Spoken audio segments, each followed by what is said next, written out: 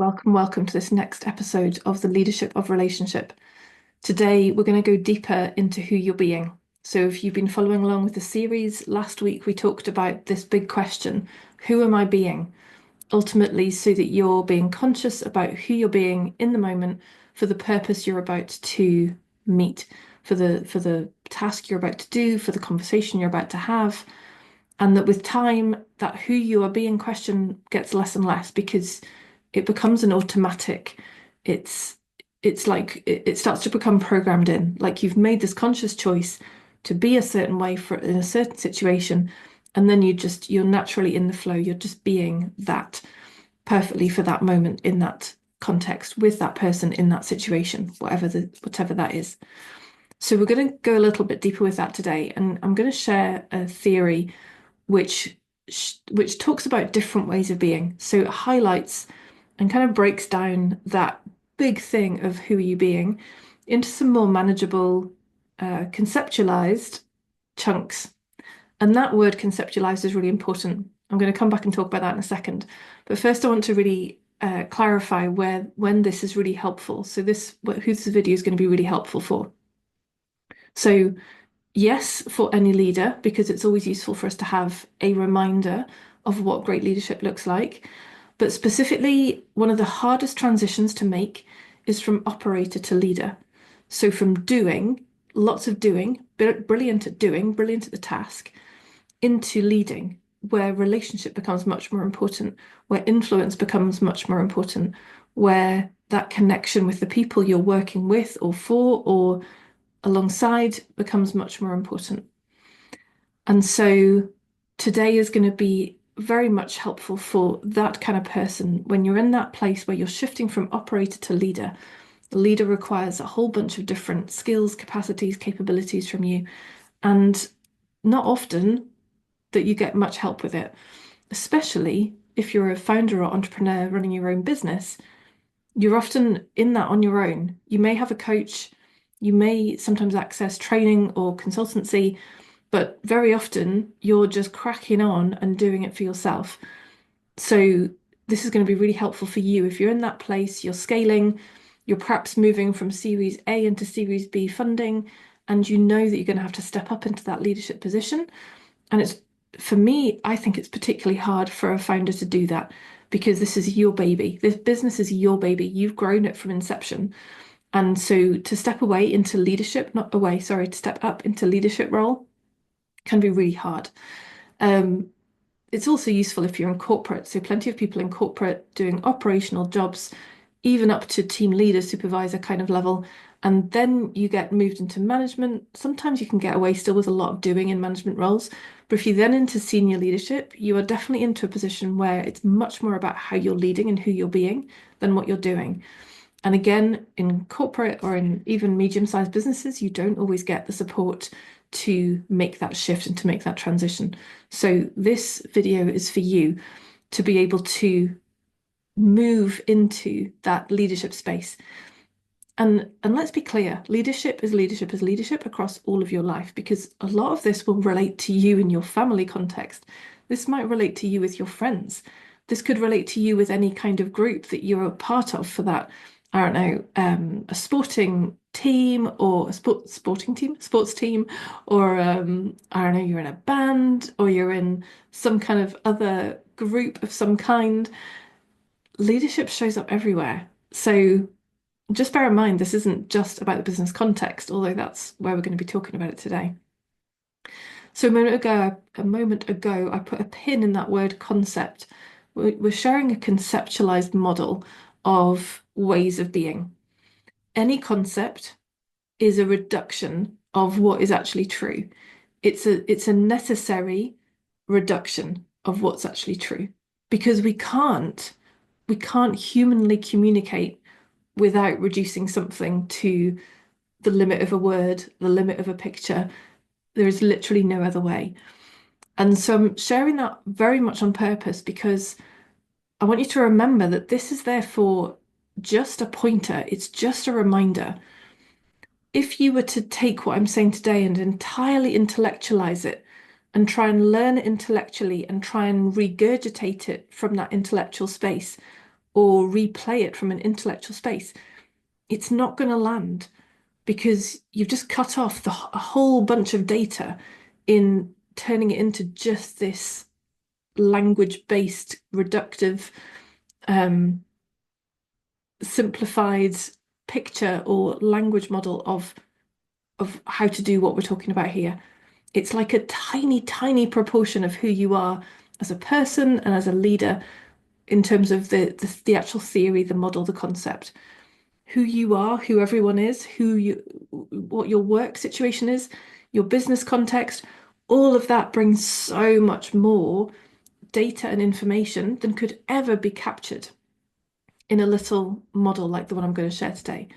It's like what I'm going to share today is like black and white. When your life is full 4K Technicolor amazingness. So no 2D image, no 2D theory could ever encapsulate the 4K reality of your life.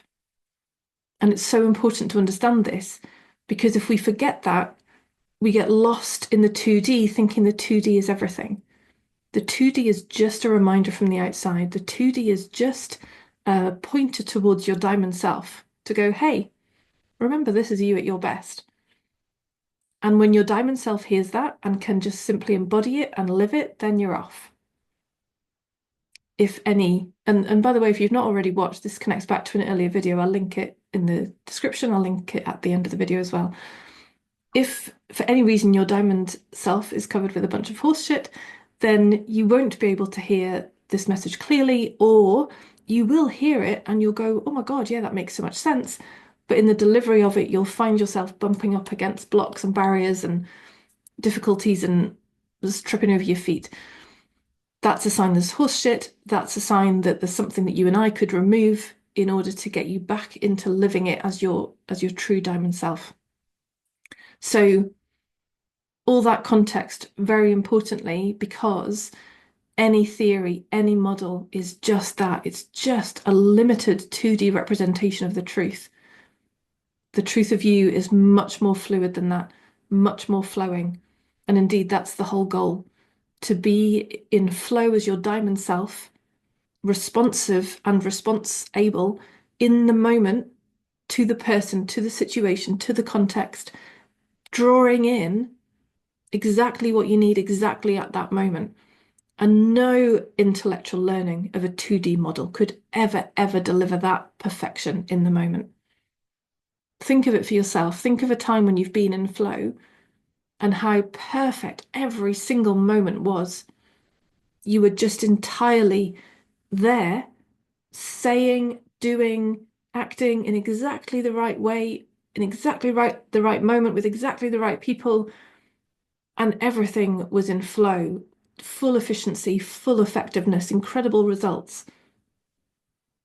Now although for most people seems like a rare moment, and that's why most people can remember them, like potentially counting on one hand, the truth is that those moments of flow are your diamond self, living in the present moment with exactly what's right here, right now. Yes, drawing on models like the one I'm going to share, but in a very background way, not in a clunky, let me just go and check this model and check what I'm meant to be saying or doing right now. No, just pulling it in the moment, right here, right now, the perfect, perfect, perfect words, actions, behaviors in the moment. And again, that is the goal. Your diamond self is that feeling of flow, is that perfection and that precision of the right thing to do in the right moment with the right person. Even if it seemingly goes wrong, in fact, perhaps there's a whole video I could do on that. If you're interested, let me know and I'll do a whole video on that. Even if it seems to be going wrong, that is actually perfection. And yeah, we'll not go into that right now. There's a whole there'll be another half-hour video there. So this theory I'm sharing today, let's connect back to what I'm actually doing today. So we've established the fact this is great for people who are moving from operator to leader. This is just a conceptual model. It's not the truth. No model could ever contain the truth. And the goal is for you to be in your diamond self, to be, yes, drawing on theories like this, to be using them as a reminder of you at your best, but ultimately to be in flow to be in presence, to be right here, right now with what's happening right here, right now, because that is you at your best, at your most optimal. So, yeah, so this theory, let me share it. Interestingly, of course, it's called situational leadership. So, given what I've just said about the perfect thing to do or say in this moment for this context, it's for this situation right here, right now. And so that's broadly what Dr. Paul Hersey is pointing to with his model, the fact that there is a different thing to do at a different point for different circumstances. And great leadership is that responsive ability to move between different modes, different ways of being. Again, circling back to last week's conversation, who are you being and who do you want to be? So this situational leadership model, it's everywhere on the internet. Of course, check your sources, check where you're getting things from, but there's loads of information on the internet if you want to go further into this. So, and to be fair, there is some adaptation that I've brought into this as well, because I don't think he uses this task and relationship axes, but I find that really helpful, especially because, like I said, this is a very helpful model for when you're tipping from operator into leader. And therefore, you're tipping from having been in task a lot into needing to build and leverage relationship a lot more. And so I like the use of these axes of task along here from low to high and relationship low to high. So he has 4 types of leadership, 4 ways of being as a leader, starting from delegating, which is low task, low relationship, directing, high task, low relationship, coaching, high task, high relationship, and supporting, low task, high relationship. So we're going to go through each of these in turn. And I want to be really clear right now that none of these are wrong. I am going to be talking about what the potential downside is if you overdo one or other, but none of them are wrong. So, because exactly like we just said, everything has its perfect place at a perfect time. In the 4K reality of life, there will be a perfect time for each of these. And the more you're in flow with this in the background, the more you just respond appropriately in the moment. So, delegating, low task, low relationship. So this doesn't mean the task is inconsequential. It doesn't mean the task is minimal or unnecessary. What this means is the person who's doing the task is totally competent, totally capable. They know what they're doing. They have done it a million times. They're confident in what they're doing. So it's low requirement of attention on task, because for you and for them, they can just do it and they don't need support from you. They don't even need support from you from a relationship perspective, because this would be the person who's confident and capable, they'll just crack on and they'll just do it. They don't need you to encourage or support or guide. So that relationship aspect is also low. Hence, it can just be delegated. I know that Bob's got that task. He's totally handling it. All good. He doesn't need me to give any instructions on the how to do it, and he doesn't need any relational, emotional support in the doing of it. Cool. So we just delegate it. The next one, directing. High task, low relationship. So this is where, unlike that last one, this person doesn't know what they're doing. So this is a new task to somebody. They've not experienced this before or not very often. So this person does need directing. They do need input on how to do the thing. We all have had that at some point with lots of things. When we first started learning maths, we needed somebody to direct us and tell us about maths. That's just a fact. When we started writing, we needed somebody to tell us about the alphabet and teach us the alphabet. We needed to be directed. It was a high task activity, but potentially low relationship, because the person might be totally cool with, or in this situation, the person would be totally cool with what's going on, with what they're doing, with how they're doing it. They're totally okay with your instruction. They're picking up what you're putting down. They're putting it into what's the word, implementation. It's good. They don't need any relational support. They don't need any emotional support. They don't need encouragement. I mean, there's no harm with encouragement, but they're okay. They don't need that. So now the third one, coaching, high task, high relationship.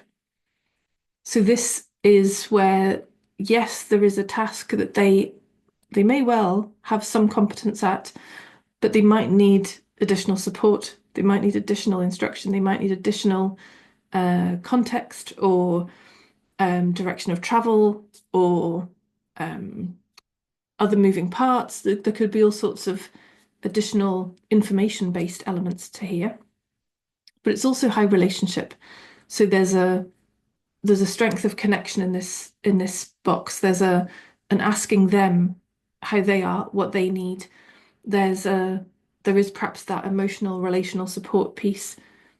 If this is something which they're learning, they're growing, therefore they need a bit more of that support and encouragement alongside to meet them as they move and grow. Perhaps much like you, if you're in this mode of moving from operator to leader, you're learning a whole bunch of new stuff about being a leader, and perhaps therefore you need somebody alongside you who is also going to have your back, who's going to um, just like be there, be that like alongside you person who you can vent with, who you can share with, who you can express concerns with, who you can get some what's the word, reassurance from.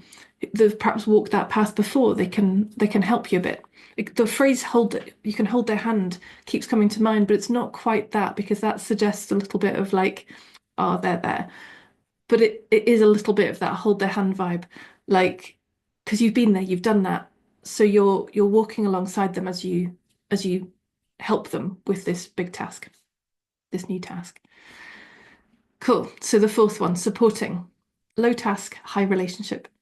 So this is where the task might actually not be that big a deal in the scheme of things, or um, they're actually very capable at the task, so they can do the task.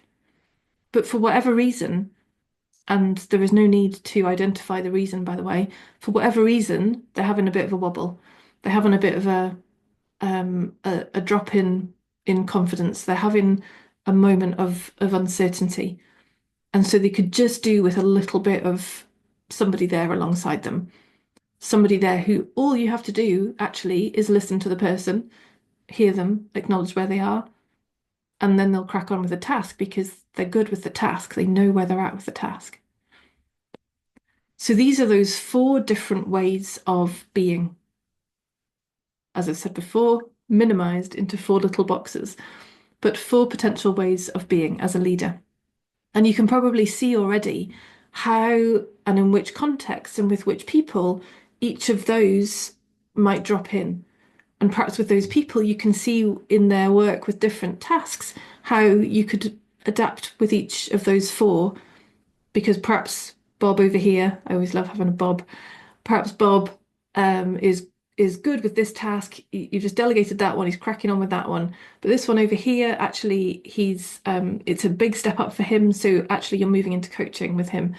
And maybe this task over here, this is a brand new task he's never done before. So actually, you're moving into directing with this task. So you can see how, and again, you could break that down further. You can see how, yes, you operate across all these as a leader the whole time, but then you operate across all four and more with each individual. And then even within each task, there can be operating within each four. So again, remember what I said before, this is why we can't just take a 2D model and intellectually try and copy and paste it over life. We have to be operating from that diamond self and being your authentic self, knowing this stuff and being your authentic diamond self, that is the ultimate great leadership position to be in.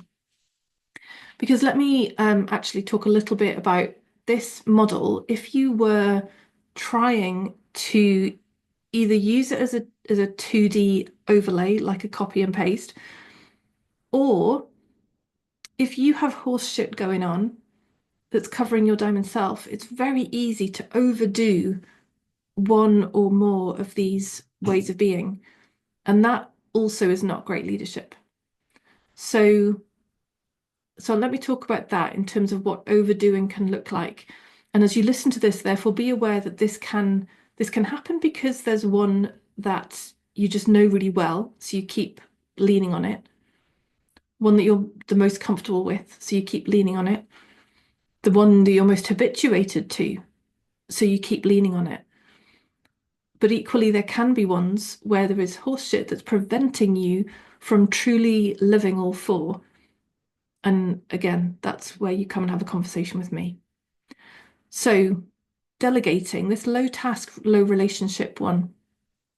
If you spend too much of your time assuming that everything is a delegation activity, that everybody's got it handled in terms of what they're doing, that everybody's got it handled emotionally, then you can end up having a disparate team.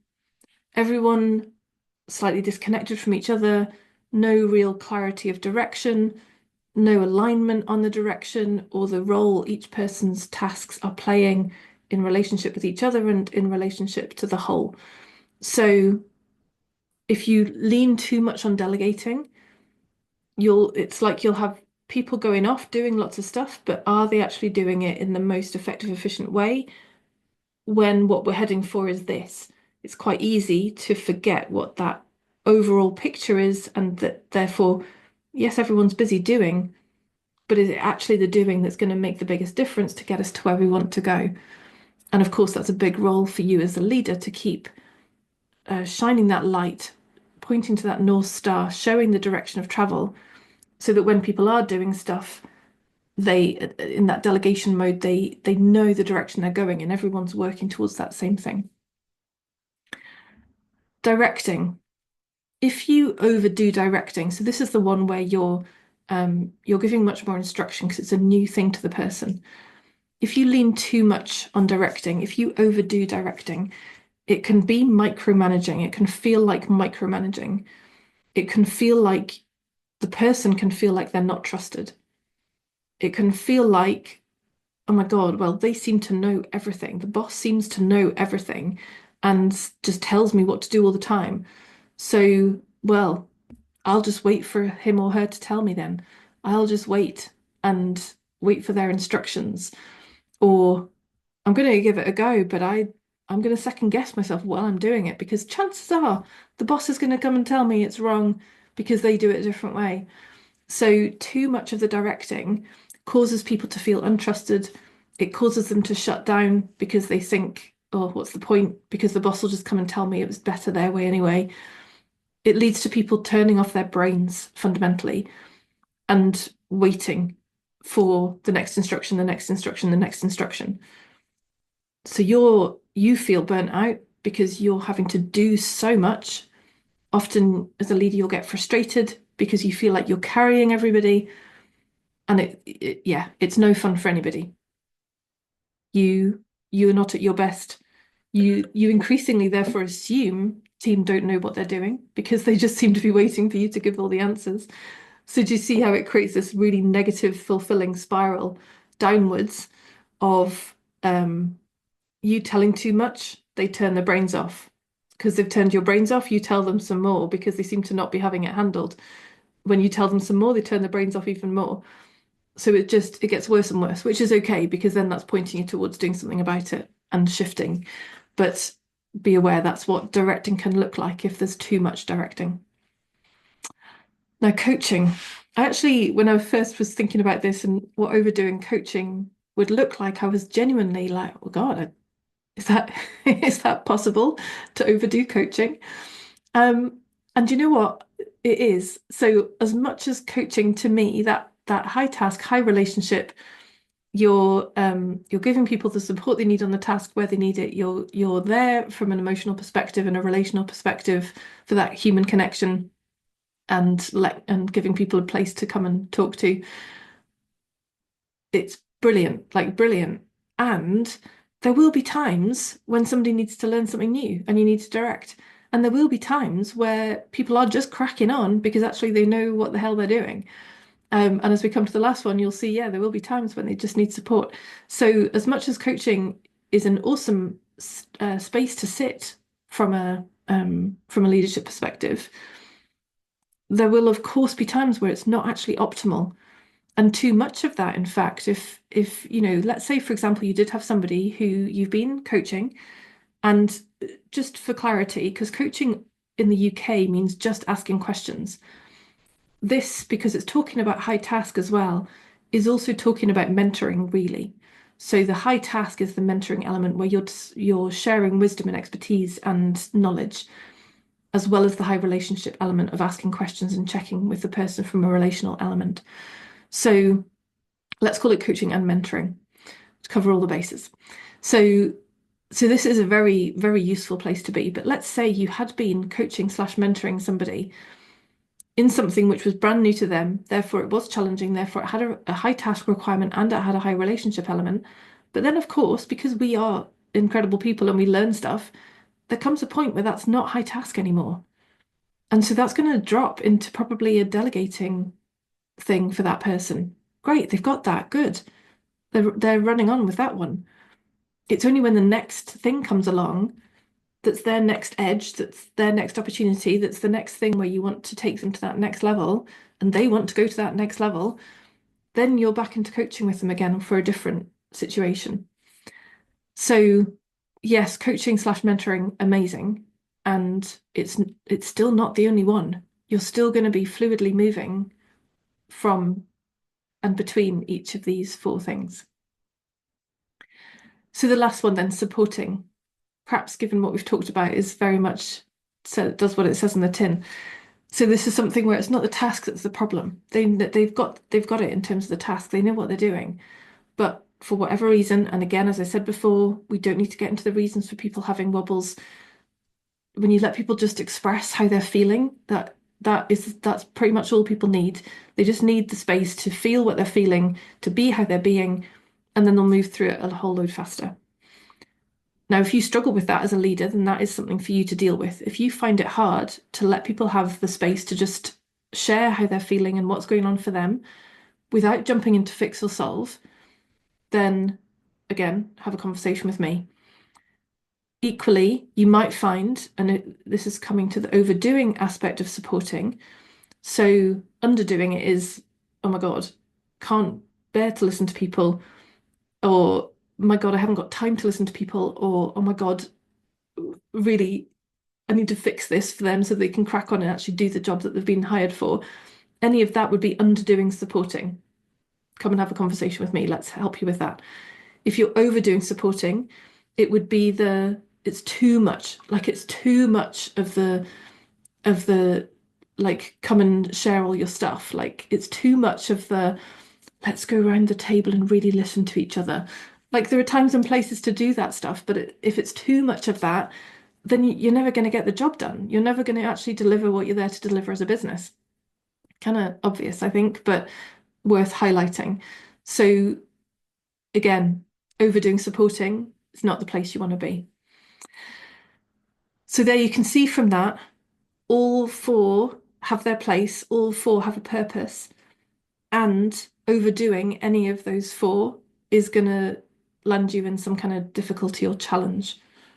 And ultimately, you as a great leader, that means you as your diamond self being this in the moment, circling back to that who you are being, and drawing on this as a resource, not trying to implement it from a 2D, let me do this to you now. I learned this thing. I'm going to do this coaching thing with you now. That's the 2D try and copy and paste option. Yes, we've always got a learning phase. Yes, we've always got an experimentation. Let me try this out. But the more you're doing that from your diamond self, the more natural that's going to be, the more authentic that's going to be, the more that's going to land with people, including you actually saying, hey, I've come across this thing I'm going to be trying. I'd love to get your feedback. I'd love to hear how it's going from your perspective. And in fact, that's the final piece I want to leave you with here today. Let me actually stop sharing. Because with models like this, it can be really easy to fall into the very misguided idea that you as the leader have it all to carry for yourself, like that this whole dynamic between leader and team member, colleague, whatever you want to call them, um, there's this weird thing that can happen where it's like, oh, well, I'm the leader and our colleague is down here. So I have to do all this stuff to them and I have to somehow get it all perfect and all right in order to be the good leader for them, the great leader from them. But no, if you stand in that position, if who you are being is this leader who thinks they're a bit incapable and they can't really know for themselves, then you're going to find yourself on a sticky wicket. The truth is, you are equal in power. You have different jobs, you have different responsibilities, but you are equal. And when you come to these kinds of situational leadership models with that knowing, you see so clearly how this it's a relationship. It's two people doing something together. Therefore, fair enough if you come along going, "Oh, I've learnt this thing. I'm gonna have a go at trying it. Would you be up for giving me some feedback?" "Oh yeah, totally, I'll be up for giving you some feedback." And then through that process, the individual is perfectly capable of then saying, "Oh, this bit really isn't working for me," or "Do you know what? I think you're overdoing that bit," or "Do you know what? I think I'm good with this. I think you can delegate this one. Like I'm all right with this one now." So that it becomes a genuine two-way discussion, not some weird secret thing that you're trying to do because you're the leader and you're in charge and you have to do it to this person. No, you're two people, and the more you can do that authentically as two people in relationship, the more open that conversation can be, the more successful you're both going to be because you're both going to learn in that process. You're both going to grow in that process. And that when we all grow together, the whole thing rises. So yes, have a play with this. Yes, have a conversation with the people you're going to be playing with it with, experimenting with it with. Invite them into the experimentation. Share this with them. See if they want to be part of it with you. See if they want to even practice this for themselves. Maybe they've got places in their work life where they're like, oh, actually, yeah, there's that customer. I could use this with them, or there's that supplier they could do with some more of this directing piece, or everyone's going to have places in their life where they can see this could be useful. So why not do it together? And as I say, you rise, they rise, everyone rises, your business rises. I kind of think that's what we're all here for. So I'm going to stop here. I hope this has been super useful for you. I will connect that Diamond Leader video, as I said, in the description and at the end of this. Any questions, please drop below, drop a question, drop it in the comments. I'll also put my get in touch link for the website if you want to either ask something about this video or if you want to ask about working together so that you can start making these shifts in the fastest, most effective, most efficient way possible so that you can start delivering even more and even better for you, for your team, for your business. I'll look forward to catching you again next week. Take care.